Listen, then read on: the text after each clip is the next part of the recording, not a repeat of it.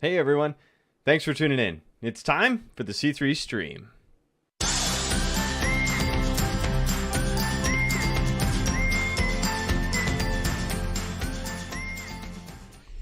All right, guys, welcome, good evening, hello, shalom, peace, how you doing? It's time for Tuesday night teaching, everybody. Glad to have you here. I got green tea tonight. It's one of my favorite green teas, actually. This is a... I'm going to butcher the name of it. I won't even try. Why would I even try to say that? It's green stick tea from Japan. It's extremely good. And it's going to give me the kick I need to finish the day strong. Ooh, we got a question already. In the works, Joe. Don't know the finer details yet. Keep you posted. But there have been conversations about how to do it. No Regrets conference is entirely virtual this year. So the question is do you just send it into people's homes directly? Do you do both in people's homes as well as having something at church? That's kind of what we were dancing around. So I don't know the finer details at the moment, but I know that it's aware and in process. That's what I got. Sorry. Good evening, by the way. Hello. Hey, gang. Glad you guys are here tonight. Who else? I just saw John last night. John Harrell. You're probably tuning in tonight. You always say that you're nice and quiet on the stream, that you don't say much, but that you tune in. So glad you're probably tuning in, John. It was great to see you last night. We had a great experience last night for everyone called a Service of Remembrance. I had the privilege of being able to preach at it. It is on YouTube if you do want to watch it. We streamed it, and there's a video. If you go to the Christchurch YouTube page and then you go down to the videos, it's not under Sunday Live. It's not under. Actually, and I think Jen said she's going to post it in the Christchurch community page, so it might even be in the page that I'm streaming to. But if you missed it, it's a great chance to appreciate. And yeah, there you go. It's in the Christchurch community page. All right. So if you go to the Christchurch community page, if you're not part of the community, join the community. Yep, here. Glad you're here, John. So, John, you can speak to this. We had a great service last night. You got to hang out with John last night. And for anybody who might be interested, if you or someone that you know would benefit from this, last night we had a service of remembrance. You can find the recording here in the Christchurch community page. You can find it on YouTube as well. And encourage you to send it or share it with anyone that you know that is dealing with grief, dealing with loss, whether it's fresh grief or grief that has been tracking with you for years or decades or whatever it might be. We're particularly conscious and sensitive in this current world situation that we're facing with a pandemic of what it's like to have people experiencing loss. Loss of loved ones, loss of friends. There's been a lot of grief in the world lately, and people are having a hard time figuring out how to grieve even. A lot of funerals aren't looking the way they historically have been. A lot of celebrations of life or those type of experiences have been postponed or pushed out. So we had an experience last night. Strongly encourage you to watch it, or if you think you might benefit from it, please do watch it. Or if you think there might be somebody else that you might know that might benefit from it, please take a moment and send it on to them. So I got to see John. That's John. You just jogged my memory. I was thinking about you as we were tuning in for tonight. We had a great time spending time together last night. So. Tonight, it's Tuesday night teaching, though. Swell. And we keep trucking along, gang, don't we? Week 11. Week 11, if you missed any of the other weeks, as always, guys, you can head on back to the YouTube channel. You can find it on the Christchurch community page or on my personal page. You can find the previous postings and videos, so you can always catch up if you miss. No big deal. But we're on week 11 already. Hot dang. And we're cruising along. Last week we're at the part we're at the part in our practice and in our biblical studies where we are going to be what I'll use the term skimming. Can I say skim? We're going to skim. We're going to be like a skipping stone that touches down at different points in the biblical narrative, kind of here on out. We're going to be focusing on specific characters. We're going to be focusing on specific themes and things like that. The Bible is incredible, and it's so rich, and it's so dense. That density has great richness to it, that if you take the time to mine it, you will find diamonds. Of that, there is no question. However, for the purposes of our time together, hanging out, spending time on Tuesday nights together, we're really focusing a little bit more on the idea of the story, on the narrative. What's the overarching narrative and the overarching story? And placing things in a little bit more of that narrative chronological order. Looking at characters that you might have heard about and looking at it from a little bit more of a contextual historical perspective. So there you go. That's the fancy way of saying it, maybe. All right, you guys ready? It's time to dive in. Let's do it. We're going to dive into this week's content. We are picking up where we left off last week, so let's dive into the divine drama.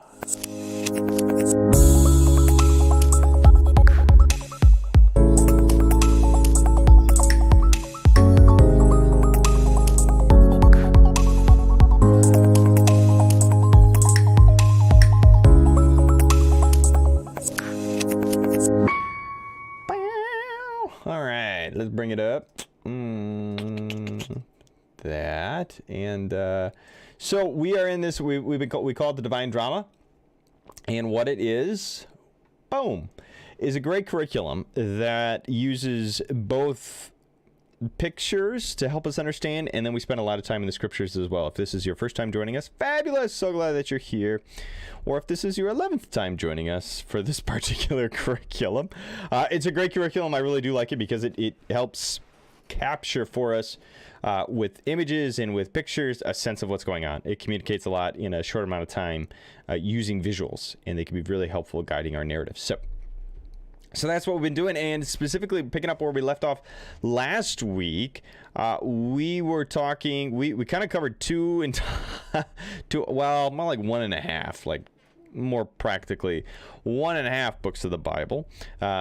Joshua, we talked about Joshua, and we talked about the following book, Judges. So if you go into the Bible, you go to the table of contents, two of the books that you will find in there are called Joshua and Judges. Joshua is the book that tracks on and kind of describes to us the takeover of ancient Israel as the military leader Joshua, at the head of the 12 tribes of Israel, charges into ancient Israel and takes over the land.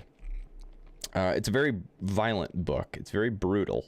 It's a holy war kind of thing.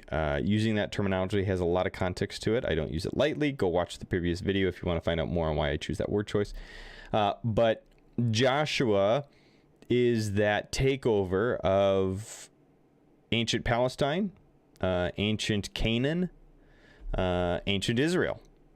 They come into the land and establish themselves as a nation state for the first time geographically as they put down roots. And that's what Joshua is all about, this hostile takeover. Now, that said, there's a little bit of an asterisk. As we see in the book of Joshua, everything goes really chummy. Everything's really good. And the book of Joshua is largely considered by scholars to be the way in which things were supposed to go. It's kind of the patriotic, nationalistic piece.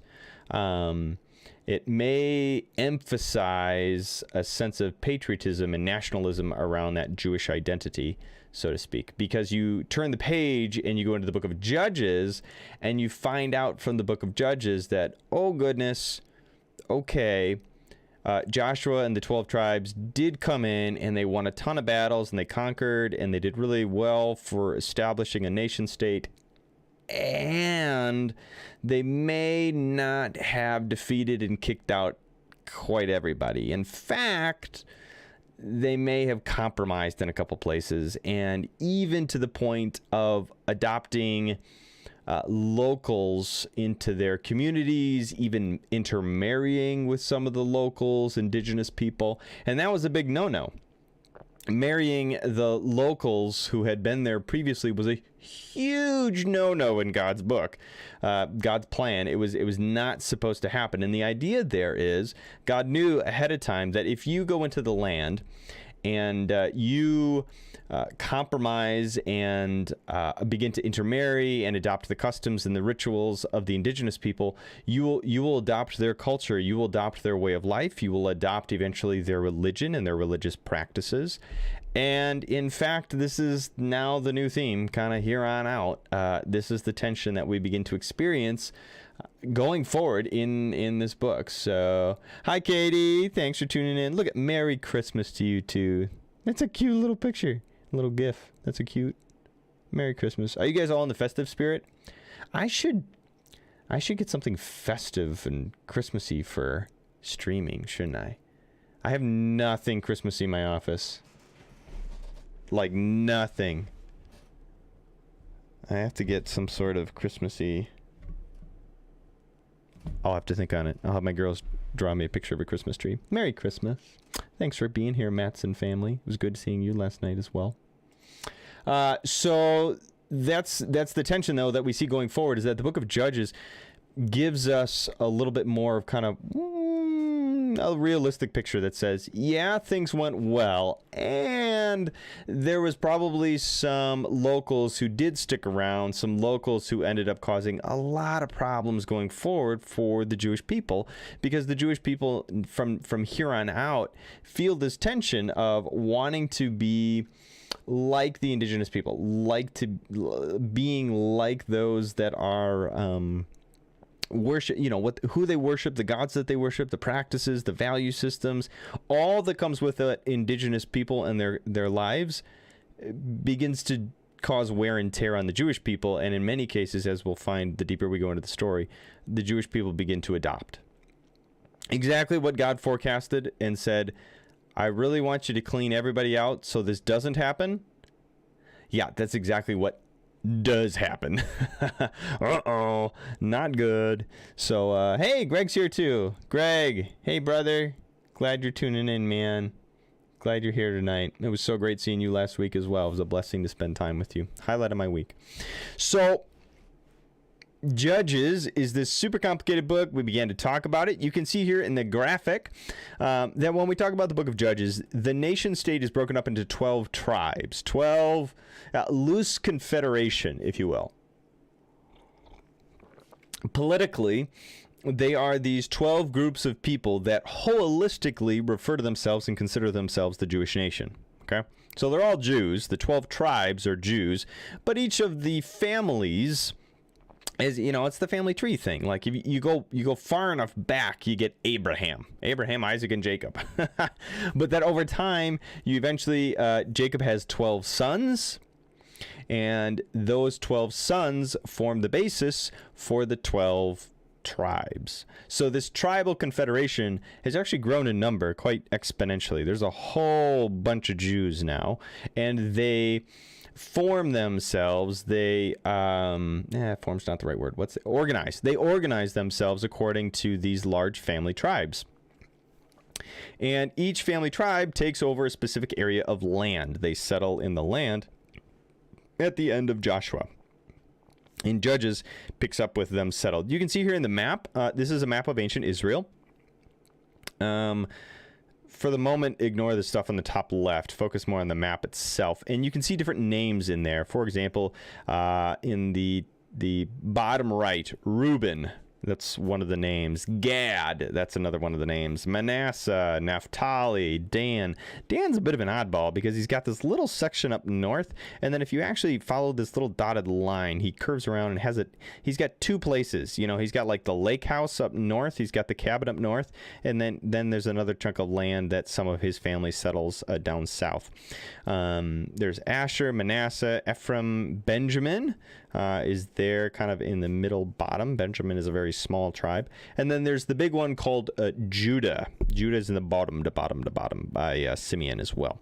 So Judah actually becomes quite prominent, as we'll see later. And well, you'll figure it out. You'll see. Well, you'll see how this unfolds. Largely speaking, the broad brushstroke is that Benjamin and Judah are largely considered the southern tribes, And everybody else is largely considered the northern tribes. I know it's not a perfect like geographic line that you can't just like draw a line and say north south, but generally speaking, Benjamin and Judah are considered the south, and the other 10 tribes settle the north. Okay. You'll also notice a couple other names in there, though, too. Like, for example, Philistines along the coastline. You see, if you look at the coastline with an arrow coming up and kind of an explosion, that means battles. The Philistines were some of those indigenous peoples that they went to war with. You can also see Canaanites if you go directly at the top, kind of the northern part. The orientation is north is the top, south is the bottom, and then east and west, right? So Canaanites are locals. Moabites, Ammonites, Midianites, and Amalekites. Blah, blah, blah, blah, blah, all the ites. If you see a bunch of ites in there, the ites are all indigenous people as well. So the 12 tribes are in conflict, and anyway, you follow those arrows and they lead to places of battle. That's what those all are. Those are places of battle and places where the ancient tribes took over. Where there was war between the indigenous people and these 12 tribes. So, and it was a little bit of give and take, as we find in the book of Judges. It wasn't like the 12 tribes came in and then they established law and that was it. The book of Judges unfolds in such a way that we find this constant back and forth between the tribes that are trying to settle and the indigenous people. And sometimes the 12 tribes of Israel, are in charge. And sometimes, for example, the Philistines, they make a big battle, they take over a big chunk of land, and then all of a sudden they're in charge. Or the Amalekites all of a sudden make a big win, they have a big battle, they're the ones who come out on top, and then they rule the land for a little while. They rule that section or that area of ancient Israel, and the Jewish people are oppressed by them. The Jewish people have to pay taxes and things like that. And so there's this back and forth that happens throughout the entire book of Judges. And when I use that term judge, we talked a little bit about this last week as well. We're not talking about the guy who's got the gavel and the funny hair, okay? That's not what we're talking about. A judge in a biblical sense, think like prophetic military general. Like priest meets general and smash them together. That's what a judge is. A judge is someone who is a religious general that God uses to win battles and get God's people back on the right track. And this is what happens over and over and again. Depending on the geographic area, depending on the people, there is this cycle that continues to spin in the book of Judges. The book of Judges is all about cycles, and cycles, cyclical thinking and cyclical sin. That's what it's about, cycles of sin. So, as an example, God's people are doing well. They're being faithful to God. And then all of a sudden they begin, things are nice. Things are easy for them. And so they begin to shirk some of their duties. They get a little lax. They get a little bored. And they start looking around and adopting some of the local indigenous practices. And before you know it, they're actually worshiping some of the indigenous gods. For example, Baal or Asherah. And God looks at that and says, what in the world? You're supposed to be my people. I mean, commandment number 1, I'm your God. Have no other gods, right? Like 10 commandments. Come on, people. So God says, fine, you want to be like those people? I'll let them be in charge. And so the Canaanites all of a sudden will win a big victory and be in charge. And God will wait until things are so bad and so horrible that the people, the Jewish people, wisen up, remember Yahweh, cry out to Yahweh saying, deliver us, rescue us, just like you rescued us from Egypt, rescue us now. And then God's like, fine, you remembered me. And he raises up a judge. And the judge organizes the people, launches a big battle, wins the big battle, and gets the people back on track. And as long as the judge is alive and leading the nation, so to speak, things are good. And as soon as the judge dies, people the people start immediately to disintegrate. It's the same cycle all over. They get relaxed. They get lax in their religious practices. They start looking around at the local people thinking, hey, we could do it like they do. And it starts over. Some of the judges' names that you might recognize are Deborah. She's a famous female. She actually is unique. She's a priestess whose companion. She's a little unique, I guess. I probably shouldn't use her as an example. Deborah is a judge because she's a priestess, but she companions with a general. Gideon is a famous judge. In fact, in this graphic here, you can see there is a guy threshing wheat in the top left-hand corner. And to his left is an idol. You see the idol, that is an idol, Asherah, a female goddess, a local indigenous goddess of that area. The ancient Canaanites worshipped Asherah, and they built Asherah poles. She was a fertility goddess. She's always recognized by being fertile, breasts, that's her thing. And she was the dominant female deity in ancient Israel that God wanted to get rid of the practice of worshiping her. So Gideon is an example where things have gone by the wayside. The Jewish people have begun to worship Asherah and worship Baal, her companion. Gideon is a faithful Jew, and the Jewish people are oppressed. The Jewish people were oppressed by the indigenous Canaanites.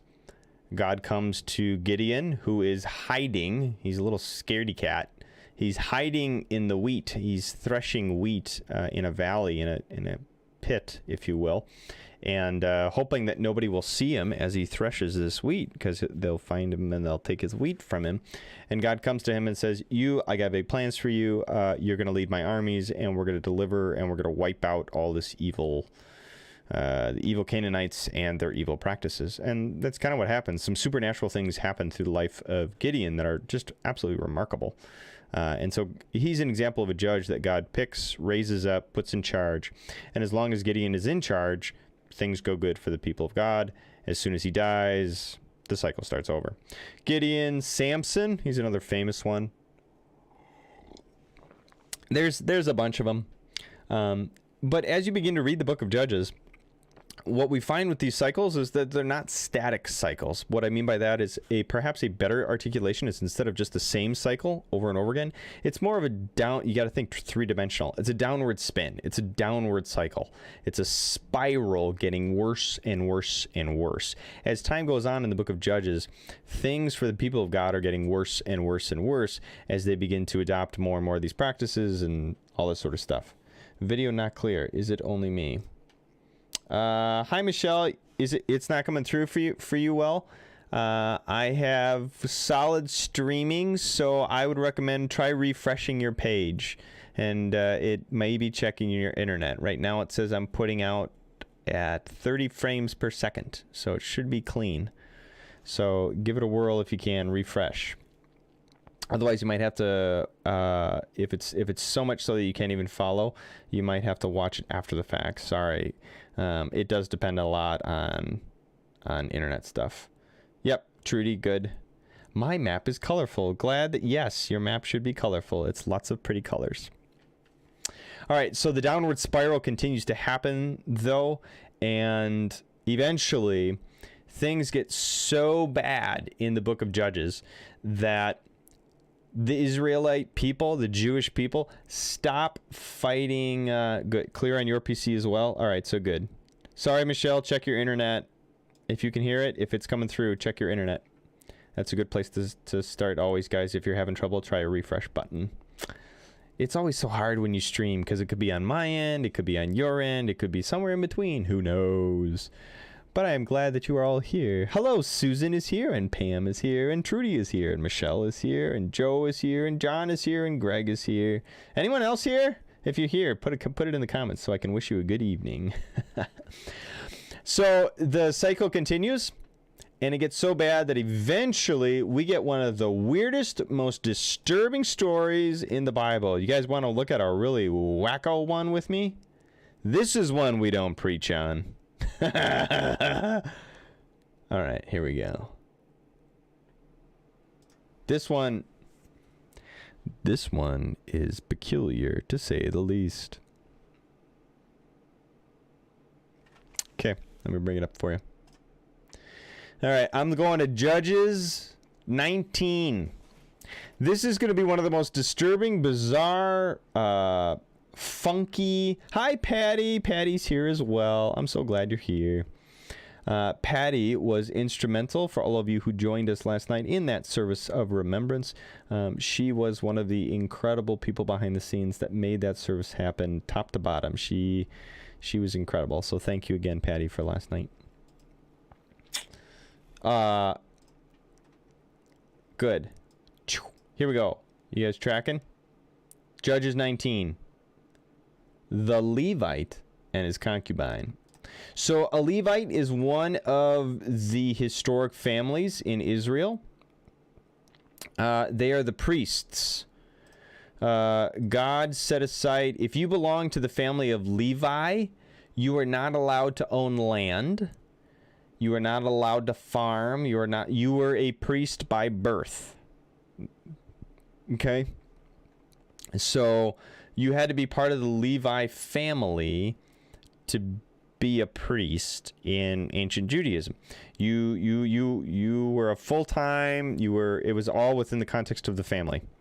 You were raised by your family to become a priest. You were taught from little on how to perform the worship services and all this sort of stuff. So this is a priest and his concubine. Okay. Bear in mind too, the family context. So it's not bizarre. The historic context, don't think like priest, oh my gosh, how could a priest have a concubine? Historical context, that was right, good, and appropriate. All right. We can come back to that if that's really confusing for you. Drop me a line in the comments. Here we go.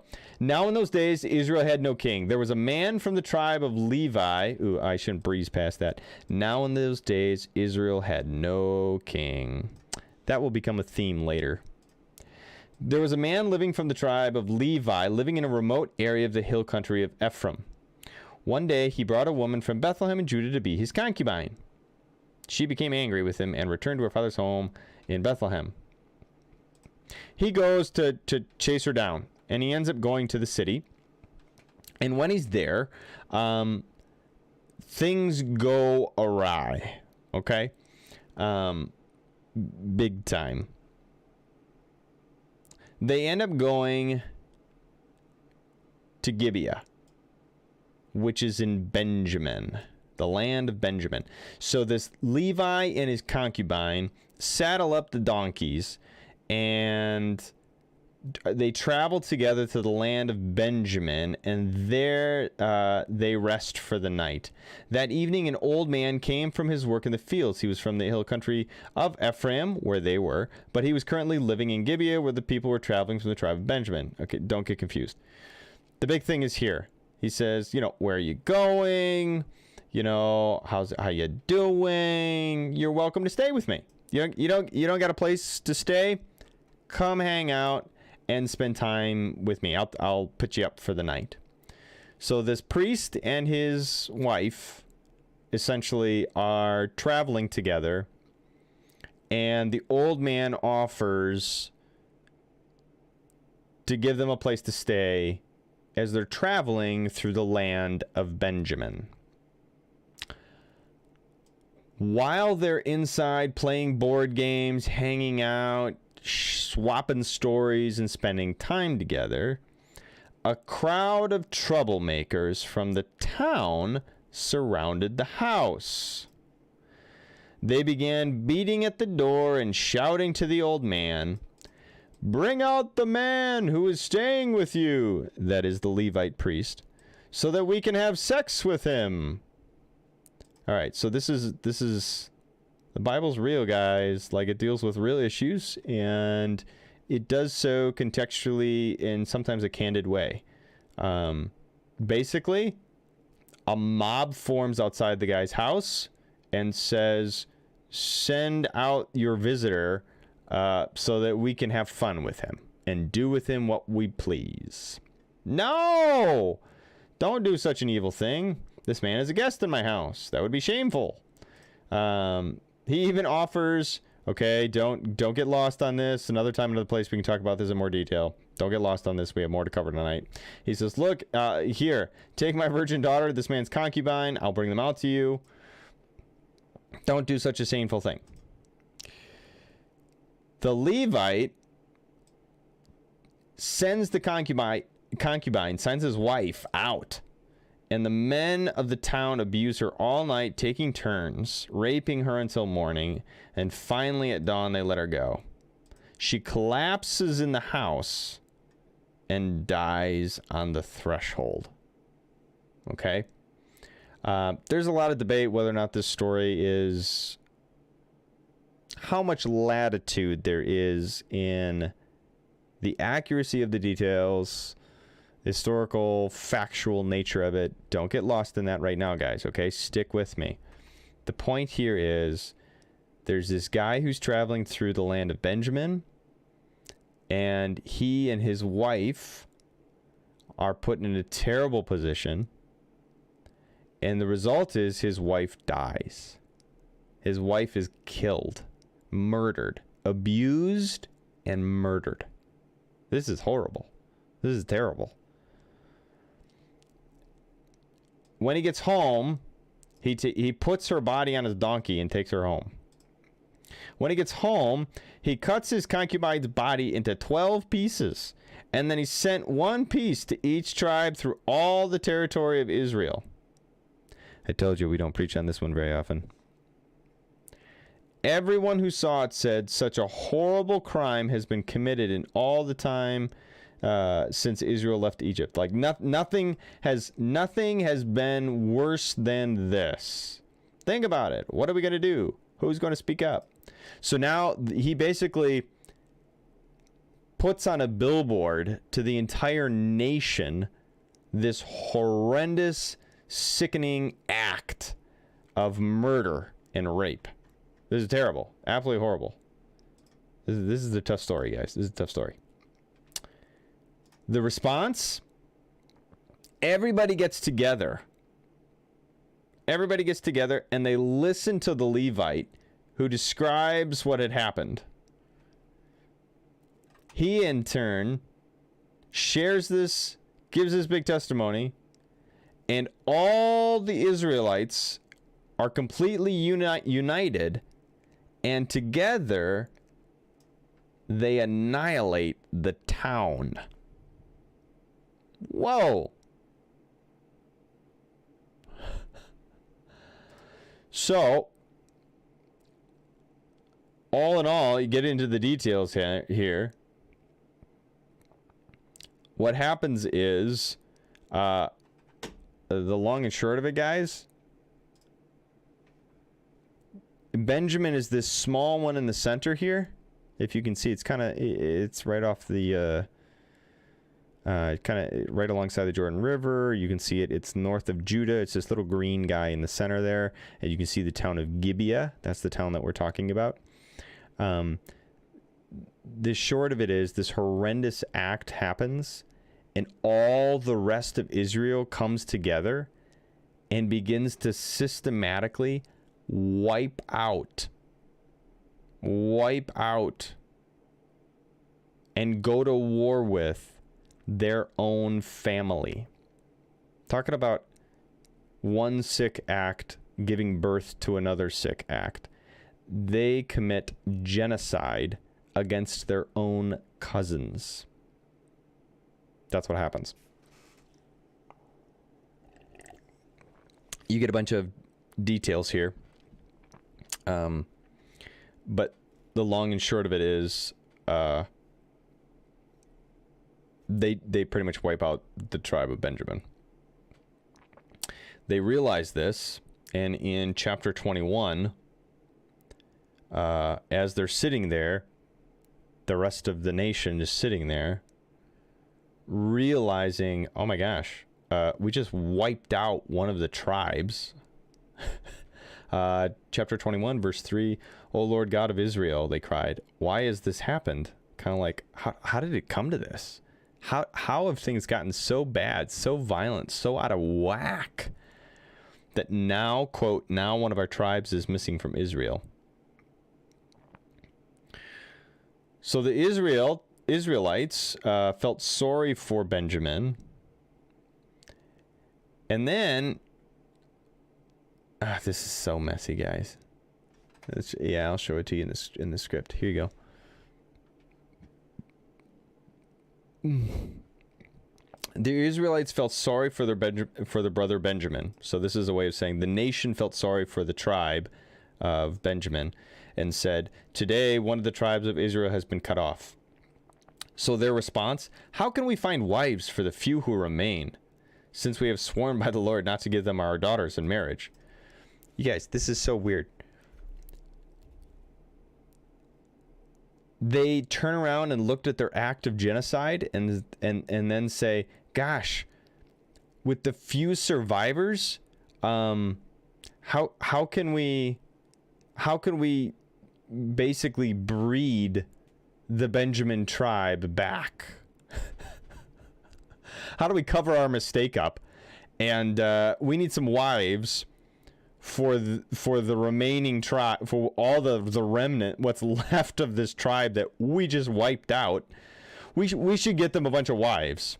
So then they go to a town up north, Jabesh Gilead, and steal a bunch of women. This story is just like, this story is meant to be biblically bizarre, outlandish, and to cause such great turmoil to those who hear it that they get a sense of how bad things have gotten as the people abandon the 10 Commandments, the 613 laws that define the Jewish way of life. This story is trying to capture for you in this outlandish way how far the Jewish people have departed from God's intent. It's bad. When you see the young women of Shiloh come out for their dances, rush out to the vineyards, each of you, and you can take them home to the land of Benjamin to be your wife. So they capture a bunch of wives in Shiloh from another tribe. It's just so bad. It's just so bad. Here's the end result, and here's the summary of all the book of Judges. The entire book of Judges is meant to get you to this one line right there. In those days, Israel had no king. All the people did whatever seemed right in their own eyes. They didn't do what was right in God's eyes. They didn't follow the scriptural mandates.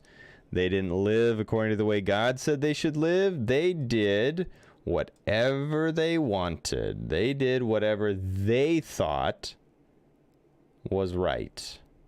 They did what seemed right in their own eyes. Simply put, the people had become a law unto themselves. And the result? Chaos, violence, genocide, confusion, disassociation, madness, absolute chaos as the people became a law unto themselves, rejecting the law of God.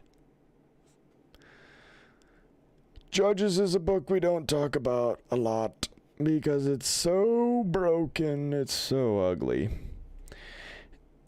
The author here has this little refrain that he's been dripping into the book. In those days, Israel had no king.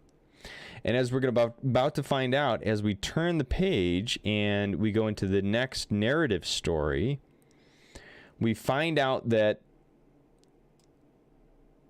the way the people want to solve the problem is by having a king. A human king. Let's be clear. The idea here is, rather than having all of these loose this loose tribal confederation where everybody does what's right in their own eyes. We should consolidate. We should get a federal government going, and we should get a king. The next book in the Bible you'll find is Ruth, but that is not the next narrative book in the Bible, okay? So we're going to stick with the narrative line. So if you go to your table of contents, Genesis, Exodus, Leviticus, Numbers, Deuteronomy, this is the Pentateuch. Now we covered Joshua and Judges, and in Joshua we saw them come into the land. In Judges we see them mess up in the land. And we're going to skip Ruth, not because it's not important, not because it's not valuable, but because we're going to follow the narrative line. And the narrative line picks up in a book called 1 Samuel. 1 Samuel and 2 Samuel are two books in the Bible. They are, in fact, one big book. But because they got so big, the authors at one point in time, the editors really, not the authors, the editors decided to break it in two. And so Jewish editors throughout history, we find the same thing happening, for example, in Chronicles. 1 Chronicles, 2 Chronicles, 1 Kings, 2 Kings. It was just Kings. It was just Chronicles. But it was so big that eventually tradition just split it up into two. So we have the same thing with Samuel. Samuel is one book, but we are going to focus on and walk through 1 Samuel and 2 Samuel. So 1 Samuel picks up with this nation that is on the brink of internal disaster, as they have now murder and chaos is rampant. It starts off by this story where Elkanah is not actually, this is not the main character. The main character of the story is Hannah. There it is. Hannah. Hannah is the main character of this story. Hannah has a fabulous story of faith and faithfulness where she has a son. One of the more beautiful articulations of worship can be found, and in fact it is more or less the same prayer that you find echoed by Mary in what is referred to as the Magnificat when she gets the news that she's going to have Jesus. But Hannah's prayer is this prayer of praise that it's patterned off of. Mary patterns her prayer off of Hannah's prayer. Hannah prays for a son, and she's barren for years and years. She prays and prays and prays and prays for a son, and eventually is blessed with Samuel. And Samuel becomes the main character at this point in time in the story. Samuel is promised to a guy named Eli. Hannah rejoices in her son and the birth of her son, and she takes her boy Samuel and gives him to Eli the priest. She makes a promise with God saying, God, if you ever give me a son, if you give me a baby, I'll hand him over to the priests so that he can be part of the priesthood. And that's what happens. Eli the priest raises Samuel as one of his assistants. Now, this is good because Eli's own sons are wicked. They are not good. They're super... here, look at this. Now the sons of Eli were scoundrels who had no respect for the Lord or for their duties as priests. So they're really corrupt dudes, you know? It's a sad reality that faith is not biologically passed on. Faith is not passed on. You can teach people the practices, but you can't force faith on people. And in Eli's case, it don't happen. So he's got these two sons, and they're really messed up. But the good news is he's got Samuel, and he raises Samuel as his assistant. Samuel, in contrast to the biological boys of Eli, grows up in the presence of the Lord. And so you get this sense of contrast between Eli's sons and Samuel. Eventually, Samuel's great first task before the Lord, really major test, is this incredible exchange where God speaks to him and it's this calling, the calling of Samuel. It happens 3 times. At first, Samuel thinks it's Eli calling him, and no, it's actually God speaking to him. Samuel gets a warning for Eli and Eli's sons. God speaks to Samuel and says, you need to go prophesy to your master Eli, the priest Eli, and tell him if his sons don't straighten out, I'm going to kill them. How would you like to show up to your, how would you like to show up to your master, your mentor, the one who's really been your father figure, and the first thing you have to do is prophesy that your master's biological kids are so corrupt and evil that God is going to wipe them off the face of the earth. Whoa, that's a rough go of it. But it gets them ready. When you are called by the Lord, you are not called to say the easy things. You are called to speak the real true things. It is no different for the Christian. Let me preach at you for a second. It's no different for the Christian. Our role and purpose is not to preach what people want to hear. Our role and our calling as Christians is to preach what people need to hear. Big difference. What they need to hear is that they are broken just like us, and they need Jesus just like us. Thanks be to God, they can have Jesus and experience his love and grace just like us. Big difference preaching what people want to hear over and against what they need to hear. Yeah, let's go back over this way. So, okay. How are we doing on time? Yeah, not too bad. We're getting there. We're getting there. We're into Samuel.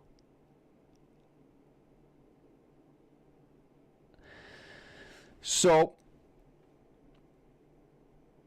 Eli the priest trains Samuel in contrast to Eli's sons. Eli's sons actually make a big mistake. And just as God prophesied, God ends up killing them.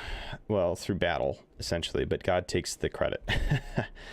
The sons of Eli take the most sacred thing that the Jewish people have. It's something we talked about last week. It's called the Ark of the Covenant. It is a piece of furniture associated with God's divine presence.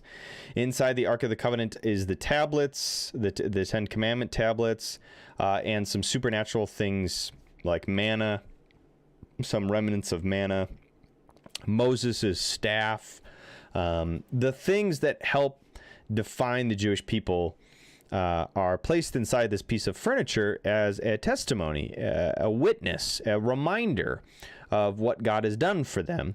And then God says, wherever this furniture goes, it's supposed to remind you that I am with you and that I am your God.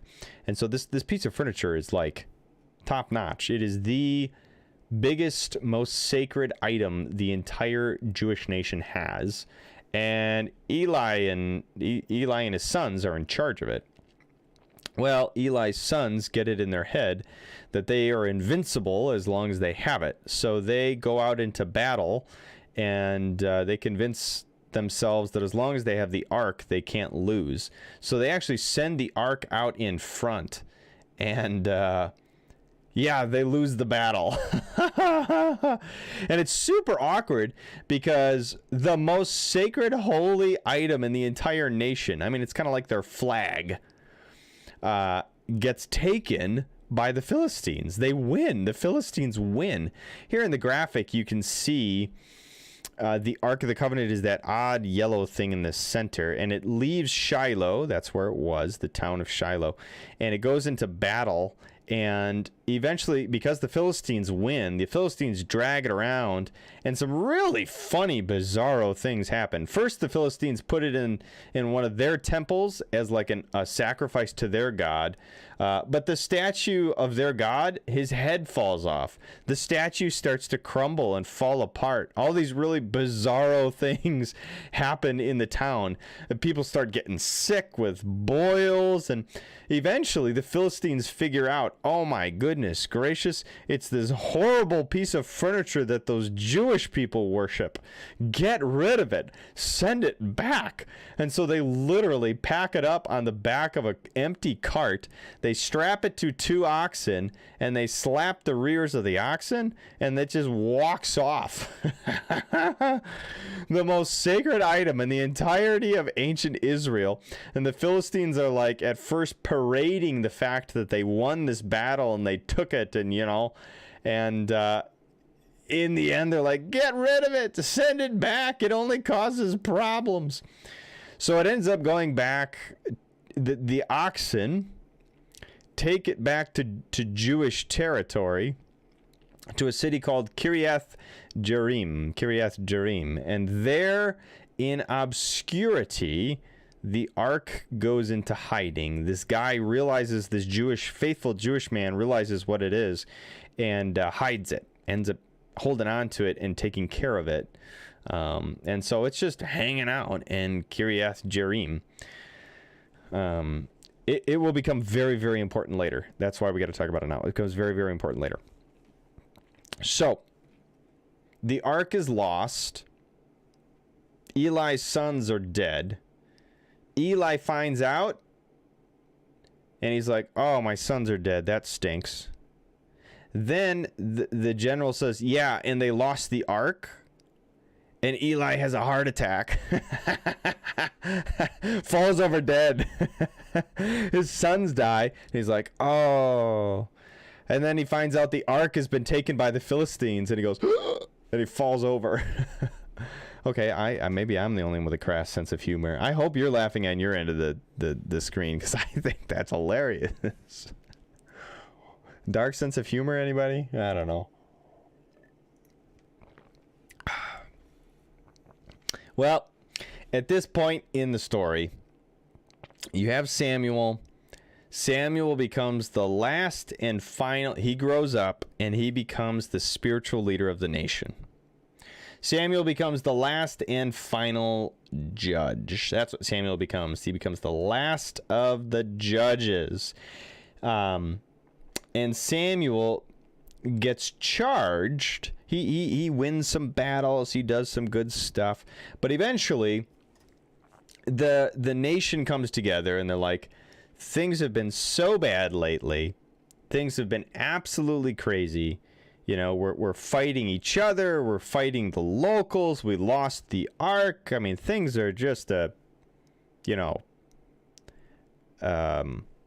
trying not to think of profanities, but that's all that comes into my mind right now, and I apologize, but that's like what it is, right? I mean, that's what they're saying to themselves. Oh my goodness gracious, right? And so they say things have to change. We should get a king. We should get a king. A king will fix the problems. King will make everything better. If we get a king, that will take care of all the confusion and all the disunity and all the issues that we're having. If we get a king, that'll fix it. I mean, if you look around, all the other big countries, all the other big nations, all the other big empires all have kings. So we should have a king. And so they come to Samuel, the judge, and they say, give us a king. I'll show you. Samuel is growing old. He appoints his sons as judges, but they're corrupt. So in the same way that Eli's sons were corrupt, Samuel's sons are corrupt. So the elders of Israel meet together, and they know they are not going to follow Samuel's sons. Finally, all the elders of Israel met at Ramah to discuss the matter with Samuel. Look, they told him, you're old. How do you like that? That's blunt. You are old, and your sons are not like you. Give us a king. Give us a king to judge us like all the other nations have. Now note this. Who are they patterning their request after?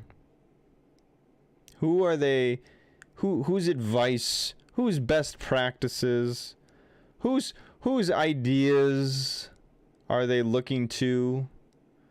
God's? The scriptures? The legacy that they've been handed down and the heritage? No. They are looking at pagan, Baal worshiping, Asherah worshiping nations around them that seem and look strong and say, all the other nations have a king. We want a king too. Samuel was displeased with their request and went to the Lord for guidance. God's response: do everything that they say to you. For they are look at this. They are rejecting me. God says they are rejecting me, not you. They don't want me to be their king any longer. This is paramount. There is a theological claim that God makes here with Samuel. That is to say that God is supposed to be the king. God is the king. He's the one who makes the laws. He's the one who makes the rules. He's the one who judges. And he's done all of that already. He's set the heartbeat for the nation. He's already established how they're to treat one another. And he is living and active. It's not like he's gone. He's present and real, and he is ruling. The problem is that they're ignoring him. Having a king will do nothing if you don't listen to the king. And God says, they're rejecting me as their king. That's what's going on here. The issue here isn't Samuel that somehow, you failed, but the people don't want me. Ever since I brought them out of Egypt, they've continually abandoned me and followed other gods. That's the issue. They've taken up with the local gods. They started worshiping Baal. They started worshiping Asherah. They stopped following the 10 Commandments. They stopped following the 613 laws. They don't take care of their diet. They don't take care of their sanitation. They don't do the worship practices I laid out. No. They're doing a cheat sheet here and just going straight to the other gods and doing what they want. They're deciding in their own eyes according to whatever is right according to them. And now they're giving you the same treatment. Samuel, they're rejecting me, not you. So do as they ask. This is scary, by the way. We'll talk about that in a second. But solemnly warn them about the way that a king will reign over them. One of the scariest things that can ever happen in a person's spiritual life with God is, ironically, when God says, okay. When you ask him for something and he says, okay, that can be one of the scariest things that a faithful person ever experiences. That may sound bizarre, but it's true. One of the most terrifying and scary, intimidating, destructive, painful things that can ever happen in a person's life is when you pray, oh, dear God, dear God, dear God, dear God. And sometimes we ask for the wrong thing, and God says, fine, okay. When we ask selfishly and our hearts aren't in a good right place, and we just be careful, because sometimes God will give you what you want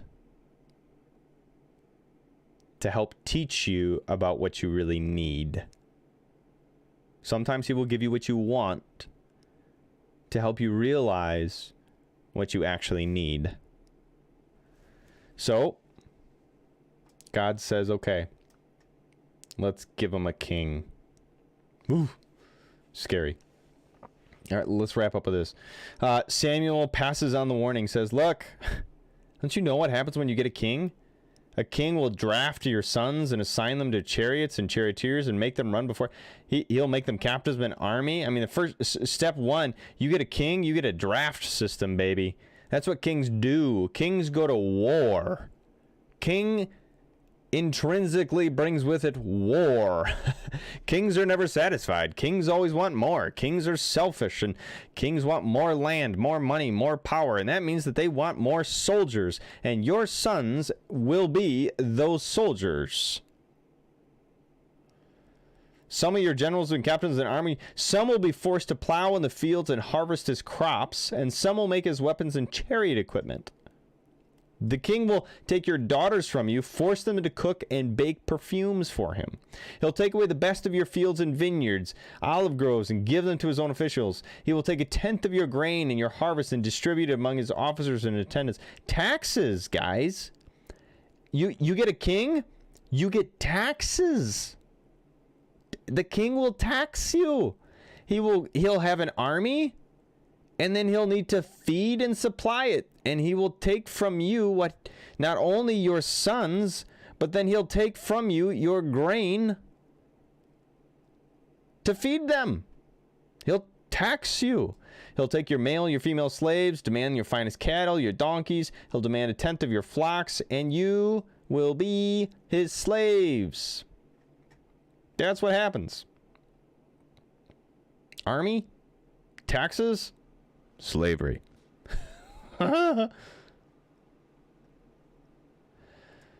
When that day comes, you will beg for relief from this king you are demanding, but the Lord will not help you.